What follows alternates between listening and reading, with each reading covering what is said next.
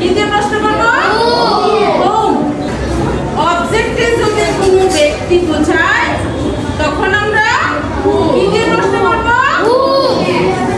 I want Shamim. এখানে কাকে প্রশ্ন করব? প্রশ্ন করব শামিমকে। যেহেতু আমরা জানি যে অবজেক্টে যদি কোনো ব্যক্তিকে বোঝানো হয় তাহলে আমরা প্রশ্ন শুরু করব কি দিয়ে? whom। এখানে একটা কথা আছে, মডার্ন ইংলিশে যদি তুমি whom এর পরিবর্তে who ব্যবহার করো তাহলে ভুল হবে না। তাহলে এখানে কাকে প্রশ্ন করব? শামিম। শামিমের পরিবর্তে কি বসাবো? whom বসাবো। আচ্ছা, এখানে কোনো অক্সিলারি ভার্ব আছে? নাই তো। তাহলে এখানে কি বসাবো? তারপরে কি আসবে?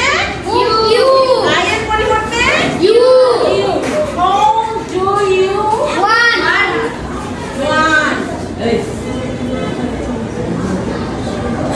Rupam is teaching. Rupam is teaching Karim. এখানে অবজেক্টে করিমের নাম আছে। করিমের পরিবর্তে কি কাকে প্রশ্ন করব? না, প্রশ্নটা এই সেন্টেন্সে আমরা প্রশ্ন কাকে করব?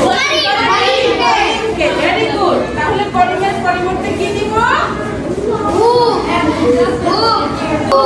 এখানে অক্সিলারি ভার্ব কোনটা?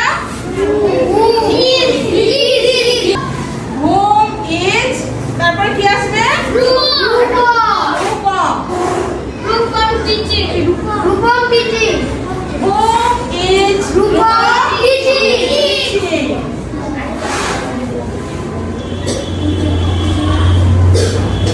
আচ্ছা, তাহলে হয়ে গেল। এখন এটা আবার তুমি যদি who দিয়ে লেখো, who is Rupam